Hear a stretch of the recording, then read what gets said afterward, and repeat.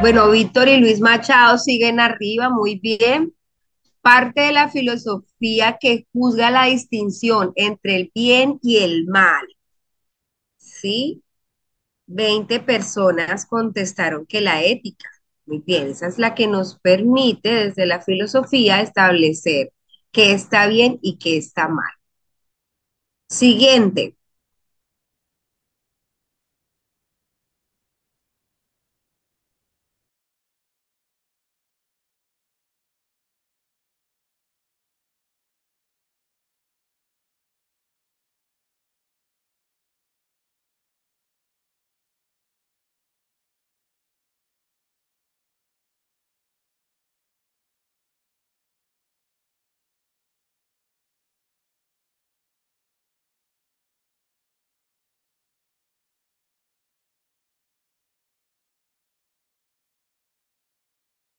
Bueno, a Víctor y a Luis Machado se le sumó Efraín. Muy bien. Entonces, la axiología es la parte de la filosofía que estudia los valores y su orden jerárquico. Bien. Siguiente.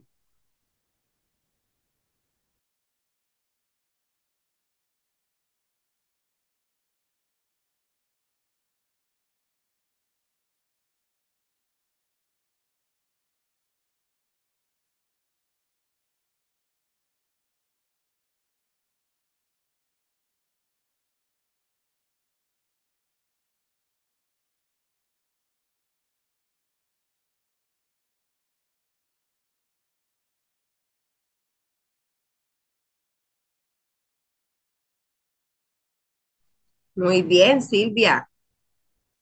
Dice, cuando en filosofía nos referimos a la parte que estudia el arte, lo bello, las cualidades sensibles, se trata de la estética. Solo 6 personajes, 6 participantes, dijeron esencia. Bueno, la esencia no hace parte del contexto filosófico. Es más una cualidad en cuanto a los objetos estudiados. ¿Sí? Siguiente.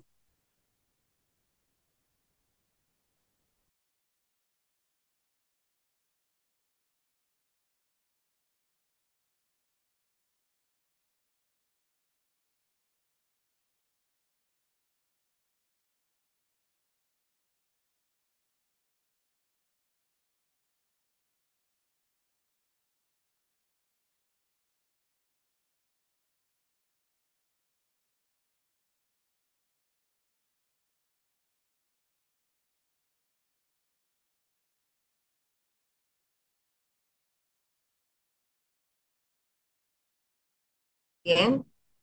Dice el estudio que hace reflexiones sobre la esencia, las propiedades, las causas, los efectos de las cosas naturales que nos rodean. Entonces, pues es la filosofía. ¿Sí? ¿Será?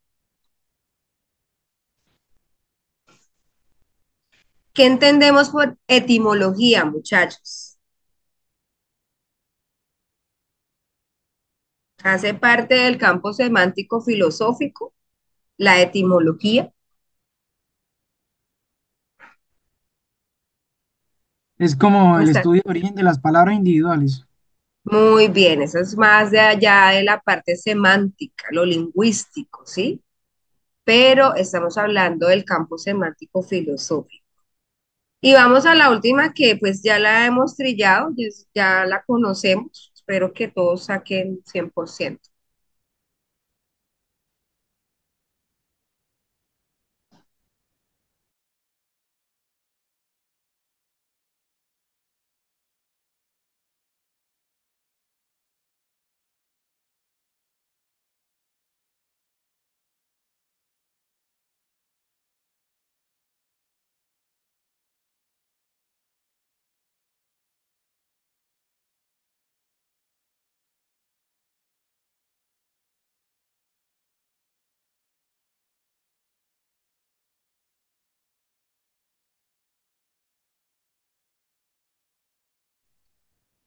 Efraín, Juan y Víctor, muy bien.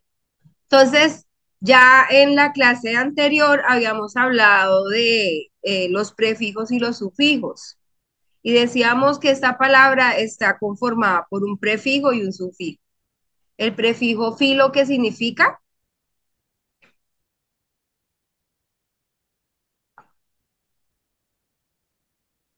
¿Qué significa el prefijo filo?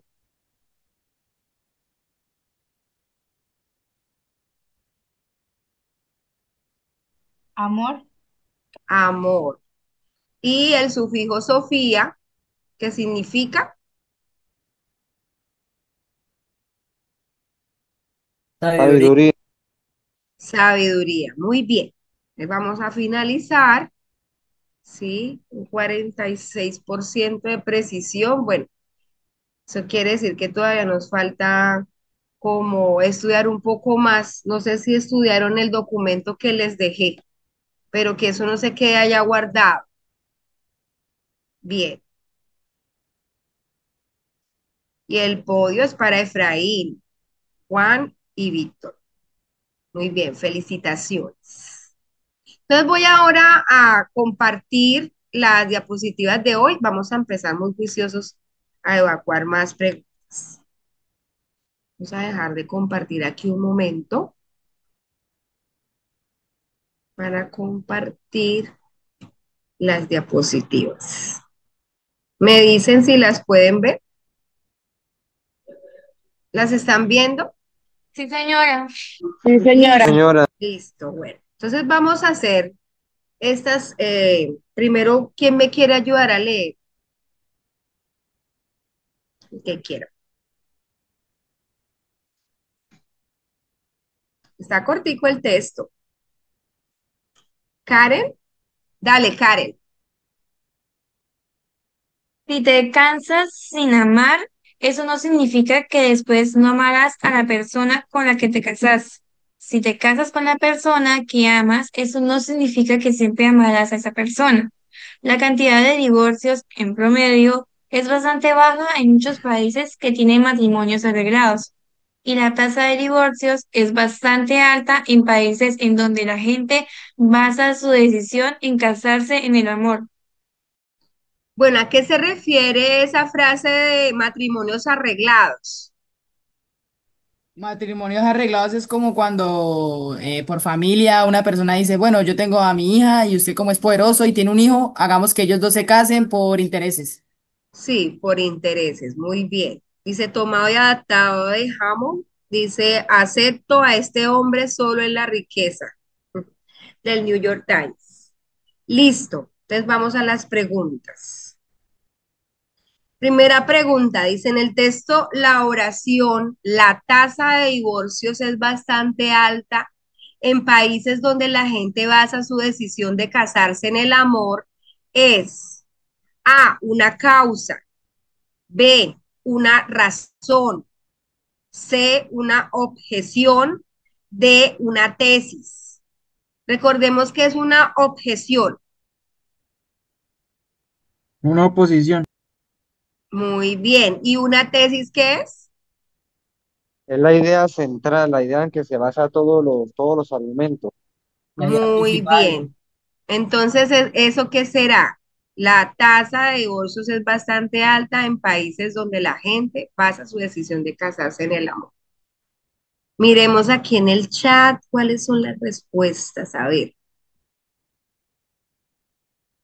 Sí, me están pidiendo el documento. Con mucho gusto al final de la sesión les vuelvo a compartir el documento. Bueno, algunos han colocado la B, otros la A, otros la D, otros la B. Bueno, D, pero ninguno ha colocado que es una objeción. O sea, están confundidos entre causa, entre razón y entre tesis. Bueno, ya hay una persona que dijo que era una objeción. Miremos. Voy a volver al texto, bueno. Grábense, causa, razón, objeción, tesis. Chicos, una pregunta, ¿causa y razón no pueden ser sinónimos?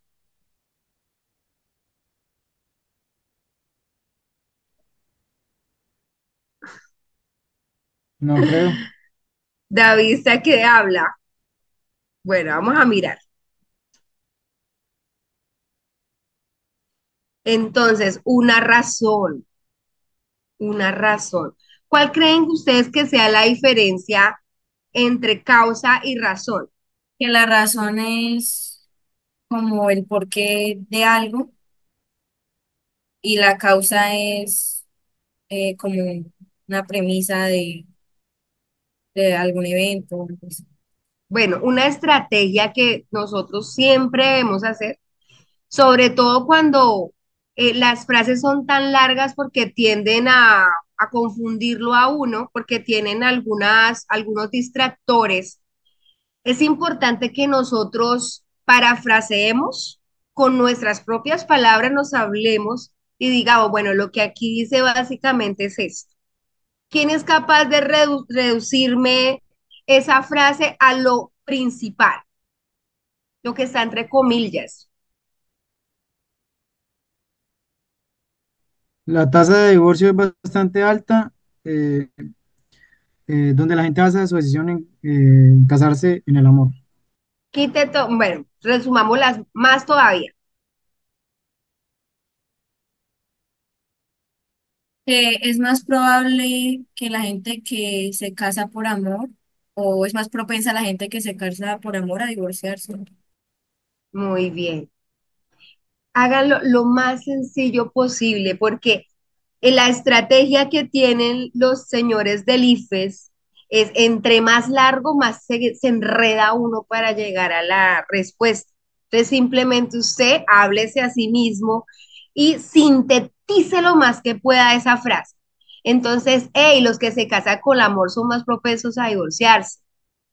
¿Eso será una causa para el divorcio o será una razón de ese divorcio? Una razón. La razón. O sea que entre más enamorado uno, más tiende a equivocarse. Bien. Para los que dijeron que era una tesis, ¿será que esa es la idea principal del texto?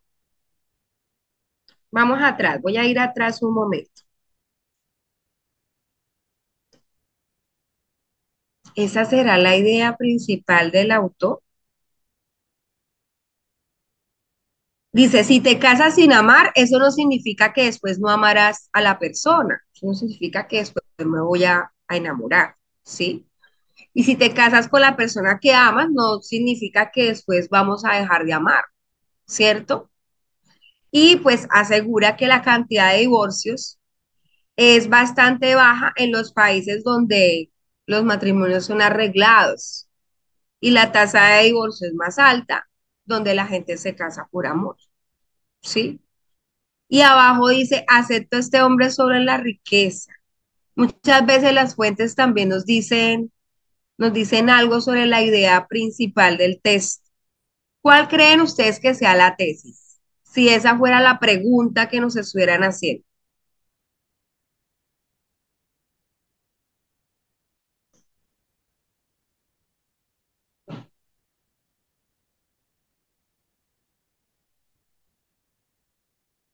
¿Está teso? Yo digo que si te casas sin amar, eso no significa que después no amarás a la persona con la que te casaste. Y si te casas con la persona que amas, no significa que siempre amarás a esa persona. Así de larga puede ser una tesis.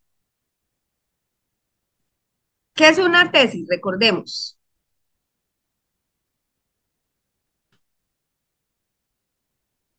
Es como la idea principal del texto que se tiene que defender con argumentos. Muy bien. ¿Y ahí cuál sería el argumento?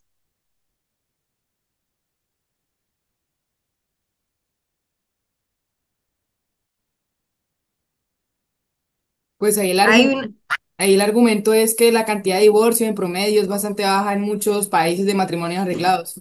Ese sería un está argumento. basada en estadísticas, ¿sí? Se puede decir que al utilizar la palabra promedio se basa en datos estadísticos, ¿cierto? Bueno, listo. Entonces, una razón, ¿sí? Porque la razón, digamos, da cuenta del hecho sucedido. ¿Por qué sucede esto? ¿sí? Pero en sí la causa es lo que origina. Entonces, si fuera una causa, estaríamos hablando de por qué la tasa de divorcios es más alta cuando la persona se casa enamorada, ¿sí? Aquí no estamos yendo a la causa, ¿bien? Simplemente se menciona una razón.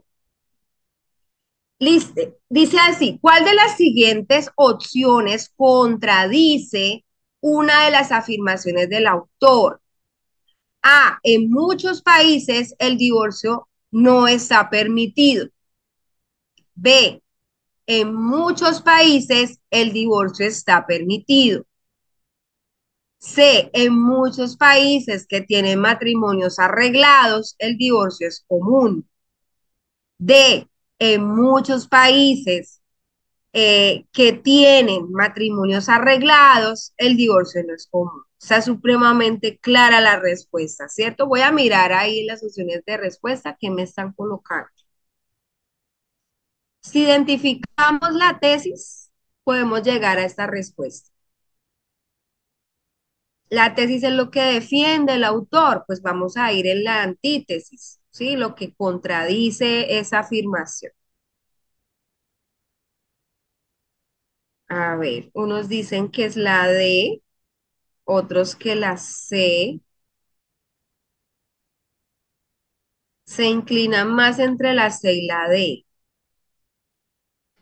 Bueno, me encanta esta explicación. C, el texto muestra cómo es que es menor la tasa. Espera que se me fue.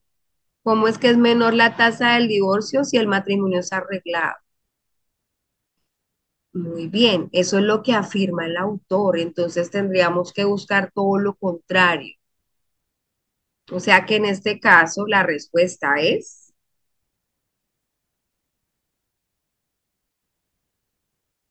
jajaja, que en muchos países que tienen matrimonios arreglados, el divorcio es común, o sea, eso no es una regla pues general, que el autor lo que está afirmando es que cuando los matrimonios son arreglados, pues no hay una mayor tasa de divorcios, ¿sí?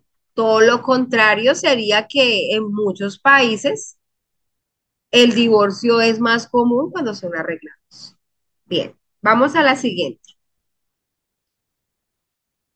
Bueno, dice, responde a las preguntas 21 y 22 de acuerdo con la siguiente información. Los Desposeídos es una novela de ciencia ficción que se desarrolla en un lugar llamado Urras, un planeta que se asemeja a la Tierra en tiempos de Guerra Fría. Y en un satélite llamado Anarres, una comuna anarquista con recursos limitados que desconoce el concepto de propiedad privada. Ustedes, los Urrasti, tienen suficiente para todos. Aire suficiente, lluvia suficiente, pastos, océanos, alimento, música, edificios, fábricas, máquinas, libros, ropas, historia. Ustedes son ricos, nosotros pobres. Ustedes tienen, nosotros no tenemos. Todo es hermoso aquí, menos las caras. En Anarres nada es hermoso, nada excepto las caras. Eh, las otras caras, los hombres y las mujeres. Nosotros no tenemos nada más. Aquí uno ve las joyas, allí uno ve los ojos y en los ojos ve el esplendor del espíritu humano, porque nuestros hombres y mujeres son libres y ustedes, los poseedores, son poseídos. Viven todos en una cárcel. Eso veo en los ojos de ustedes. Tomado de Leggin, titulado Los Desposeídos. Barcelona, Editorial Minotauro. Pregunta. El narrador defiende la idea de que A, la riqueza del mundo está en la naturaleza. B, los millonarios son pésimos seres humanos. C, hay mayor libertad y felicidad en la austeridad. D, para que exista la belleza es necesario ser pobre.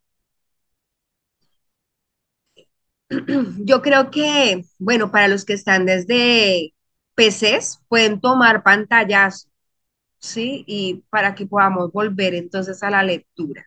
El narrador defiende la idea de que, entonces, la riqueza está en la naturaleza. Los millonarios son pésimos seres humanos. Hay mayor libertad en la y felicidad en la austeridad, ¿sí? En tener poco. Y para que exista la belleza, necesitamos ser pobres. Entonces voy a ir otra vez a la anterior.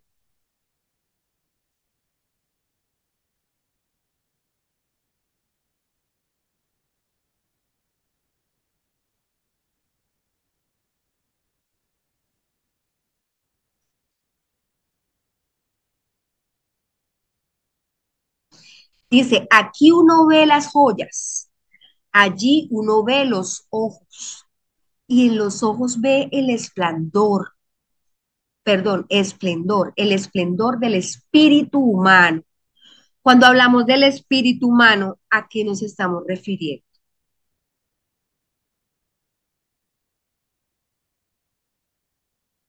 Voy a mirar acá las respuestas que me están escribiendo. Bueno, bueno, yo diría que es un anime. Dicen que es la C. Ah, bueno, alguien colocó por allá la A.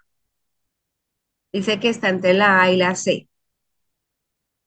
Dice que la C trata la felicidad y alegría, la paz y la libertad. Contestaron por ahí. Bueno, entonces hay mayor libertad y felicidad en la austeridad. ¿Y qué es la austeridad? Vivir con, me están escribiendo, a ver, vivir con lo justo, con la escasez, con lo poco. Muy bien. Siguiente. Si hay alguna pregunta, con mucho gusto me la hace. ¿A qué cárcel se refiere el narrador entonces? A, a las limitaciones de vivir con poco dinero. B, a la condición de vivir en función de las posesiones.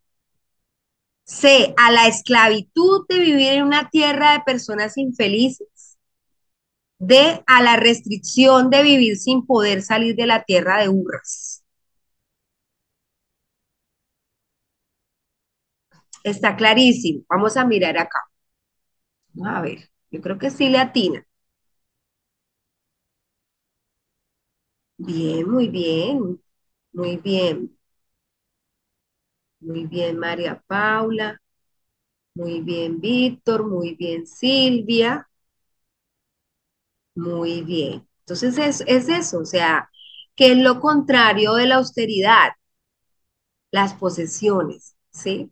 Entonces esa cárcel es la que menciona el narrador, esa condición de vivir en función de los objetos materiales. Bien, muy bien.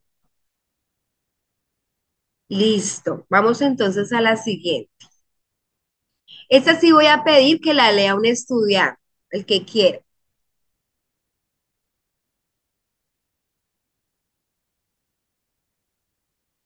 ¿Quién dijo yo? A ver, ¿quién levantó Yo, la yo, yo, manito? yo. Listo, vale. Eh, vale más pájaro en mano que ciento volando. Observa algo raro, inténtelo de nuevo. Eh, el científico residente en Sydney, Alan, Espera, espera, vamos a leer desde arriba. Arriba hay ah, algo súper importante. para ver un ejemplo de nuestra dependencia biológica de una historia, consideremos este experimento. Lea la frase siguiente. Vale más pájaro en mano que ciento volando. Observa algo, inténtelo de nuevo. Ah, observa algo raro, inténtelo de nuevo. Eh, Sí, inténtalo de nuevo. Lee obs- nuevamente el título. vale más pájaro en mano que ciento volando. Muy bien, ahora sí lee lo que viene a continuación. El Es, científico residente en Sydney, Alan Snyder, hizo el siguiente descubrimiento. Si se inhibe el hemisferio izquierdo de una persona diestra, técnicamente se efectúa dirigiendo impulsos magnéticos de baja frecuencia a los lóbulos temporales frontales del lado izquierdo. Disminuye el índice de error del sujeto al leer el refrán anterior. Nuestra propensión a imponer significado y conceptos nos bloquea la conciencia de los detalles que componen el concepto. Sin embargo, si anulamos el hemisferio izquierdo de una persona, este se vuelve más realista, sabe dibujar mejor y con mayor verosimilitud. Su mente ve mejor los objetos en sí mismos, sin teorías, narrativas ni prejuicio alguno. ¿Por qué resulta difícil evitar la interpretación? Fundamentalmente porque las funciones que realiza nuestro cerebro a menudo operan fuerza de nuestra conciencia. Interpretamos de modo muy parecido a cómo realizamos otras actividades consideradas automáticas y ajenas a nuestro control, como la de respirar, Muy la palabra bien. que aparece dos veces. Sí, la palabra que aparece dos veces es que, Silvia, ¿tú eres diestra? Sí, Sí. Entonces, mire, básicamente, qué chévere el experimento, ¿no? Porque es que nosotros, digamos, que pasa como cuando estamos aprendiendo a leer. Entonces ya mecanizamos las palabras. O si vemos una etiqueta de Coca-Cola, sin necesidad de leer la palabra, ya por los colores y el diseño de la etiqueta sabemos que ahí dice Coca-Cola, entonces lo damos por sentado. Y ese es un refrán popular. Y yo diría, me atrevería a decir que todos lo hemos escuchado en algún momento. Entonces, como es algo que ya tenemos en nuestro cerebro muy grabado, pues tendemos a omitir detalles porque lo damos por sentado, ¿sí? Entonces ya como que leemos de manera automática, por eso no notamos que el que estaba dos veces. Bien, entonces tomado de Nacid, El Cisne Negro, Barcelona, Editorial Paidós. Vamos entonces a la pregunta. La nota de pie de página cumple la función de A, concluir el texto. B, complementar la frase utilizada en el experimento. ¿Sí? Distraer al lector, pues esto forma parte del experimento o proveer información a propósito de una pregunta que se ha planteado. Listo, voy a mirar las respuestas.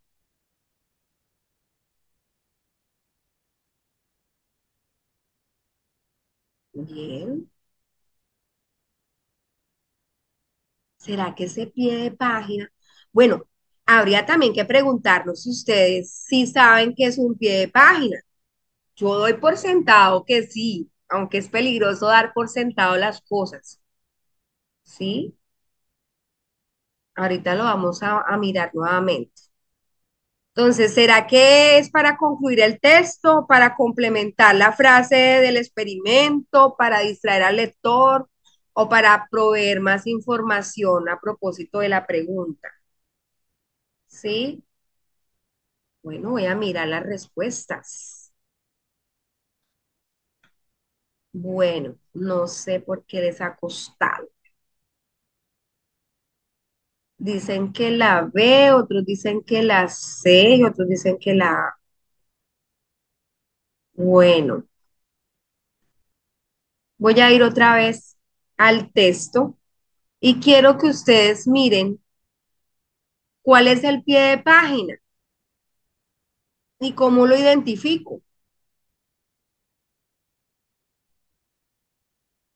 Primero tenemos que partir de ahí, porque si no sabemos qué es un pie de página, pues obviamente no vamos a poder llegar a la respuesta. A ver, ¿quién quiere explicar? ¿Quién quiere tomar la palabra?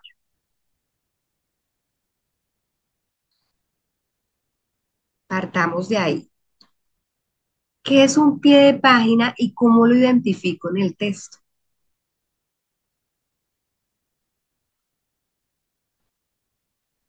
es como una frase o, sí, una frase, una oración que complementa algo del texto o menciona algo del texto Complementa, al final complementa del el texto. texto.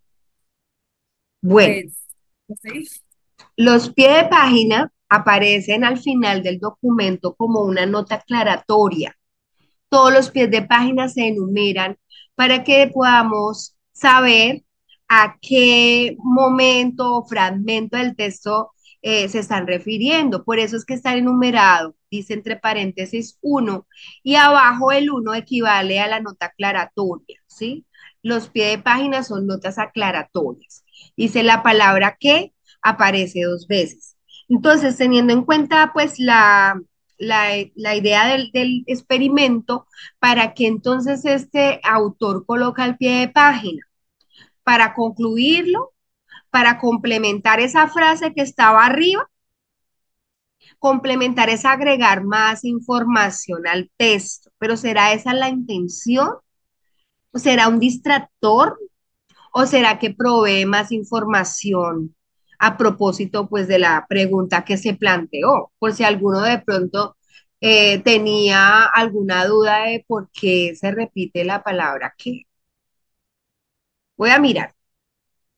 Entonces, ahora sí cambiaron las respuestas. Muy bien. Es una nota aclaratoria para dar más información de la pregunta, en este caso, encontrar cuál era el error, ¿sí? Por si pensaban que era un error de edición, de pronto, ¿sí?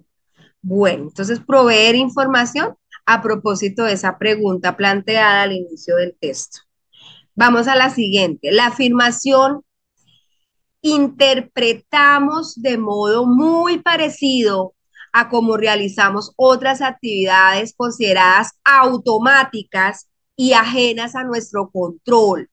Implica que A, solo podemos confiar completamente en nuestros sentidos.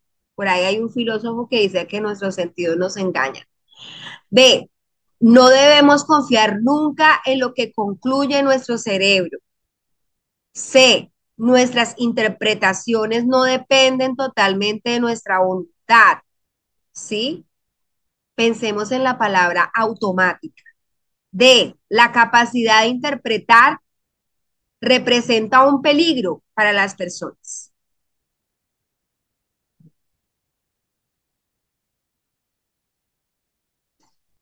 Entonces, nuestra manera de interpretar, ¿sí? Es parecida a otras actividades que realizamos, esas actividades automáticas y de las cuales no tenemos control. Entonces, ¿qué implica eso? Si ven el ejercicio que estoy haciendo, estoy tomando un enunciado y me estoy hablando a mí misma, eliminando distractores. Siempre hagan ese ejercicio.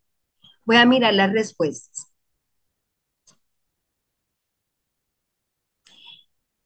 Bueno, la gran mayoría colocó la respuesta correcta.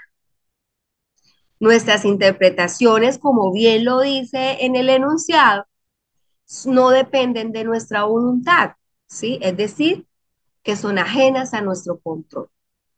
Es lo mismo, ahí hacemos un ejercicio de sinonimia, que es decir lo mismo, pero en otras palabras. ¿Bien?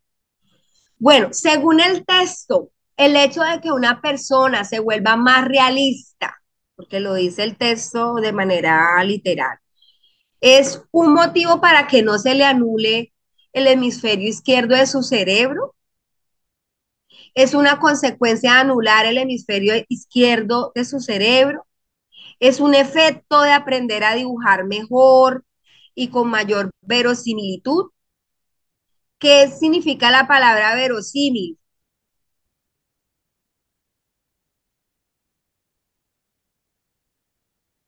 Desaparece mucho en estos ejercicios de pruebas saber esa palabrita. ¿Qué significa la palabra verosímil? Profe, algo que puede ser, que parece ser verdadero, pero no lo es. Exacto, verosímil es, pero no es porque no lo sea, o sea, la verosimilitud tiene Que que tiene ver con apariencia de ser verdadero. qué es verdadero. no desaparece. Lo verosímil es lo verdadero y lo inverosímil es que no es verdadero, es falso. ¿Bien? Entonces, D, una causa de no dibujar mejor y con mayor verosimilitud. Entonces, si no dibuja mejor, tiene mayor verosimilitud. ¿No creen que se contradicen un poco esas dos afirmaciones?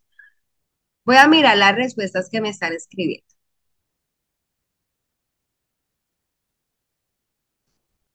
Bueno,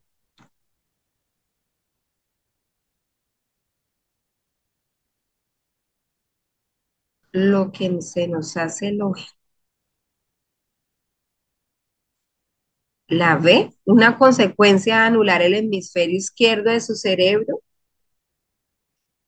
Entonces, si se anula el hemisferio izquierdo, nos volvemos más realistas. No acudimos tanto a prejuicios, a percepciones personales, sino que somos más objetivos. Muy bien. Entonces, una consecuencia de anular el hemisferio izquierdo de su cerebro es que nos volvemos más realistas, más objetivos, más exactos. Dejamos de acudir a las creencias populares, a los prejuicios, a las percepciones personales y más bien somos más objetivos. Eso es ser realista, ser objetivo. Por aquí me están escribiendo, me perdonan que a veces no alcanzo a leer. Usted preguntó si era diestra o zurda. Sí, claro, hemisferio izquierdo. Recuerden que el hemisferio izquierdo controla la mano derecha. Bien, qué curiosa tu pregunta. Listo. Considere la siguiente frase. Nuestra propensión a imponer significado y conceptos nos bloquea la conciencia de los detalles que componen el concepto. Voy a volver a repetir la frase.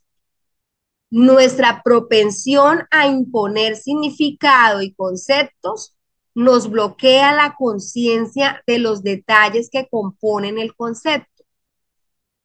¿Cuál de los siguientes enunciados concuerda con esa idea? ¿Quién me puede parafrasear esa frase del enunciado? Eliminando todos los distractores.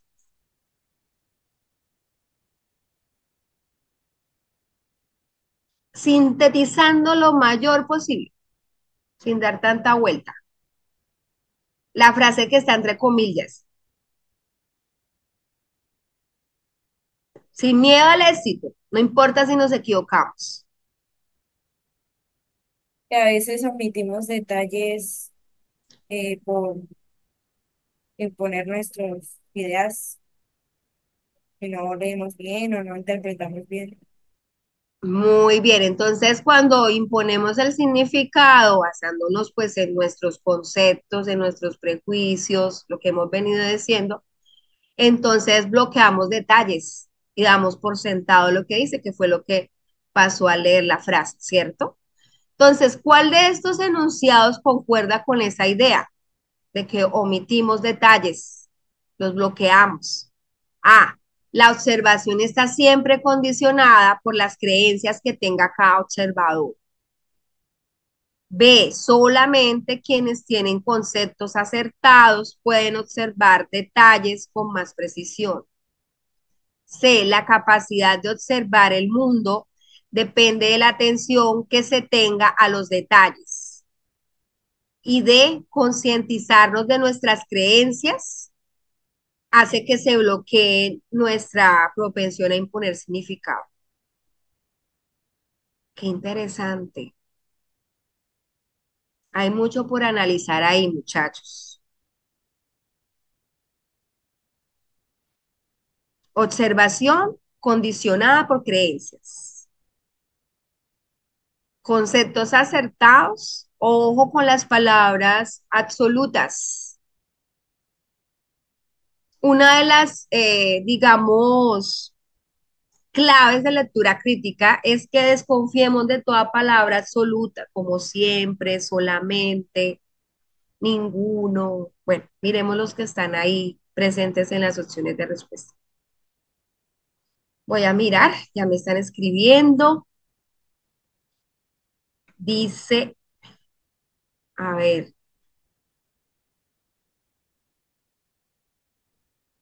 lo que ya sabemos nos puede hacer pasar por alto los errores.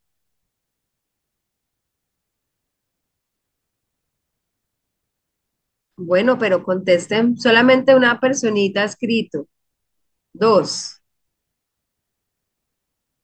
Vamos, anímense. Ok.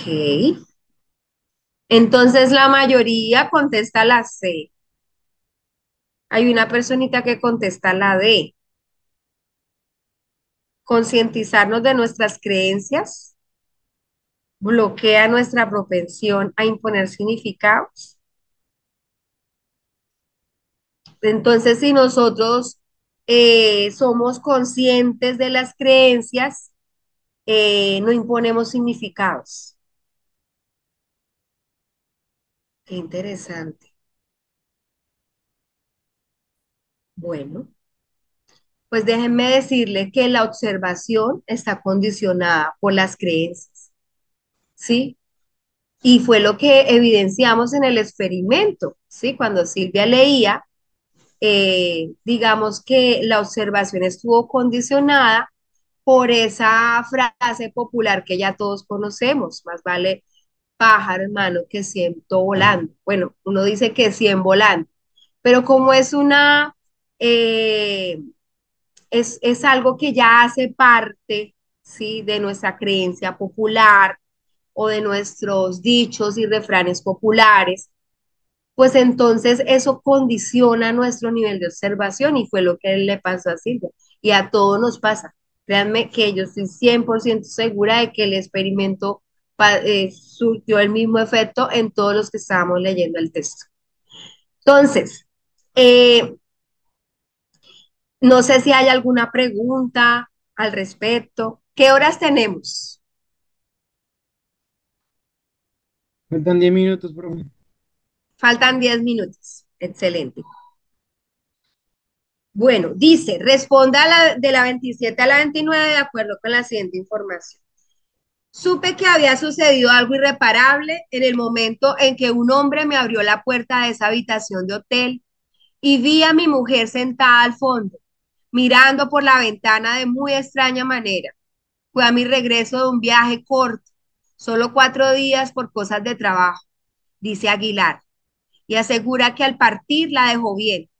Cuando me fui no le pasaba nada raro, o al menos nada fuera de lo habitual. Ciertamente nada que anunciara lo que iba a sucederle durante mi ausencia, salvo sus propias premoniciones. ¿Qué es una premonición? Como una visión. Una visión. Claro está, pero ¿cómo iba Aguilar a creerle si Agustina, su mujer, siempre anda pronosticando calamidades? Él ha tratado por todos los medios de hacerla entrar en razón, pero ella no da su brazo a torcer e insiste en que desde pequeña tiene lo que llama un don de los ojos o visión de lo venidero. Y solo Dios sabe, dice Aguilar, lo que eso ha trastornado nuestras vidas. Esta vez, como todas, mi Agustina pronosticó que algo saldría mal y yo, como siempre, pasé por alto su pronóstico. Me fui de la ciudad un miércoles.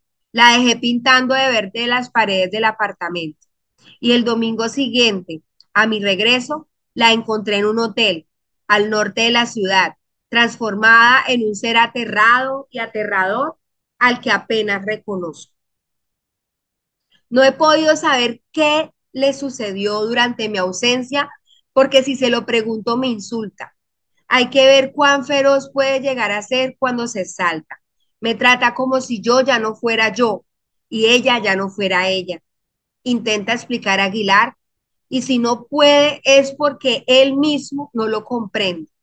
La mujer que amo se ha perdido dentro de su propia cabeza. Hace ya 14 días que la ando buscando y me va la vida en encontrarla, pero la cosa es difícil, es angustiosa a morir y jodidamente difícil. Es como si Agustina habitara en un plano paralelo al real, cercano pero inabordable. Es como si hablara en una lengua extranjera que Aguilar vagamente reconoce, pero que no logra comprender. La trastornada razón de mi mujer es un perro que me tira tarascadas, pero que al mismo tiempo me envía en sus ladridos un llamado de auxilio, que no atino a responder. Agustina es un perro famélico y malherido que quisiera volver a casa y no lo logra. Y al minuto siguiente es un perro vagabundo que ni siquiera recuerda que alguna vez tuvo casa. Tomado y adaptado de Restrepo, Delirio, Bogotá, Editorial Alfaguara. Según Aguilar, la vida con su esposa se ha trastornado constantemente debido a qué. Eso está de manera literal en el texto. Agustina siempre pronostica calamidades que se cumplen. B, su mujer se salta demasiado cuando se enoja y lo trata mal. C, Agustina insiste en que tiene un don que le permite ver el futuro. D, su esposa se pierde en su propia cabeza y le cuesta regresar. Tengamos en cuenta cuáles son los hechos que se dan antes del regreso de Aguilar y los hechos que se dan después. Bien, porque si dice la vida con su esposa se ha trastornado constantemente, está hablando del pasado, desde de antes de los hechos, de antes del hecho central, sí.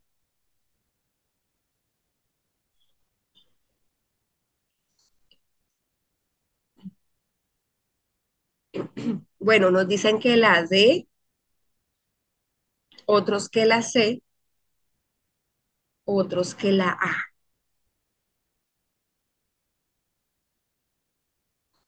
Entonces es A, C, D. Ninguno ha colocado que la B. A, Agustina siempre pronostica calamidades que se cumplen. Lo dice el texto, las calamidades se cumplen. C, Agustina insiste que tiene un don que le permite ver el futuro. Y D, su esposa se pierde en su propia cabeza y le cuesta regresar. ¿Ese es un hecho antes o posterior al hecho central? Muy importante que lo identifiquen, porque cuando él manifiesta que la vida con su esposa se ha trastornado, no está hablando eh, pues sobre el hecho, sino desde antes, desde su convivencia con ella. Vamos a mirar. Bueno, aquí cambiaron de opinión. Ah, profe, entonces la C, ya que antes de los hechos, Agustina mostraba un don. Muy bien. Es importante, ¿sí? Mirar los momentos en que se desarrolla la historia, porque dice la vida con su esposa, pues obviamente no está hablando simplemente de lo que acaba de suceder, sino lo que siempre ha vivido con ella. Bien. Siguiente. Según el texto anterior, el personaje encuentra a su esposa en una habitación de hotel. A, el miércoles antes de irse de viaje. B, en el momento en que relata el suceso. C, 14 días después de irse de viaje. D, el domingo al regresar de un viaje.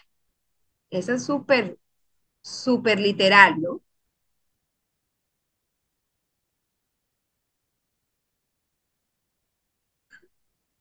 A ver, bueno, la mayoría, sí. Un miércoles antes de irse de viaje.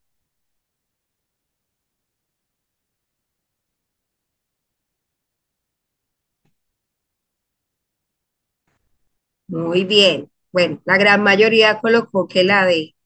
Sí, el domingo al regresar de un viaje. La encuentra en ese cuarto de hotel. Bien, y la 29 dice la frase, Agustina es un perro famélico y malherido que quisiera volver a casa y no lo logra. Es una metáfora, ¿sí?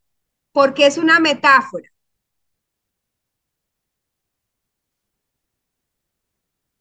Porque se establece una ¿qué?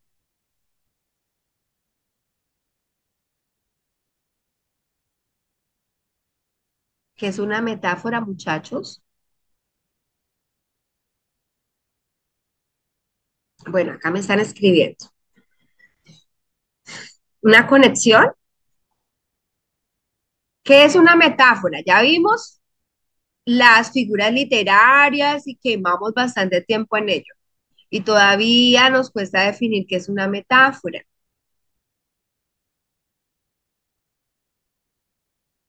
Una metáfora es una comparación, ¿sí? Solo que es una comparación directa y no hacemos uso de palabras como, parecida a. No, de una vez se compara, pero estableciendo una, digamos, característica en común. Entonces es importante reconocer qué significa la palabra famélico. Es la clave para llegar a la respuesta. ¿Quién sabe qué significa esa palabra?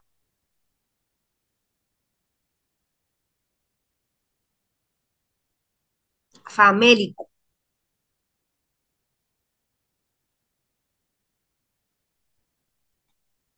Muy delgado con aspecto de tener hambre. Muy bien, muy delgado, enfermo, calavérico, lánguido, ¿sí? Entonces, cuando identificamos la palabra famélico, podemos entonces buscar sinónimos para esa palabra. ¿Será frágil? ¿Será desconcertado? ¿Será miedoso? ¿Será rabia?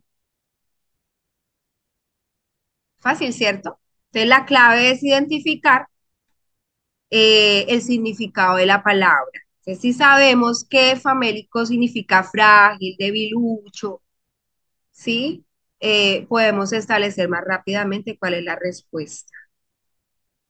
Perdón que pregunte, pero acá no tengo a la mano. Horas. ¿Qué hora tenemos?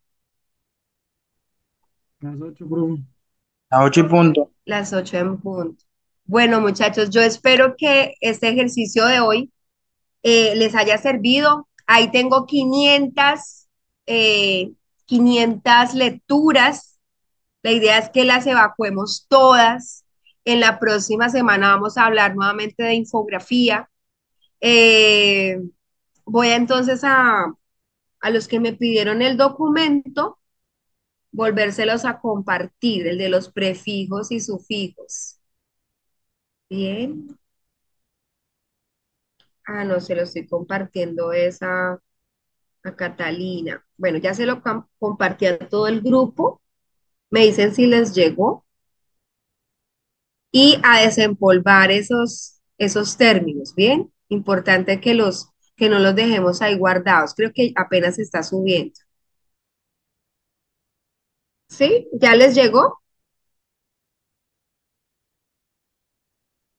Sí, sí, sí, Listo, muy señor. productivo. Entonces espero que hoy les haya servido, que hayan aprendido muchísimo más. Nos vemos entonces el próximo jueves. Dios les bendiga. 7 p.m. Tratemos de ser más puntuales. Chao, Hasta profe, gracias. luego. Hasta Bueno, luego. chao, que estén muy bien. Chao, Chao, profe. Chao, que estén bien. La profesora chao, profe. Chao, que descansen.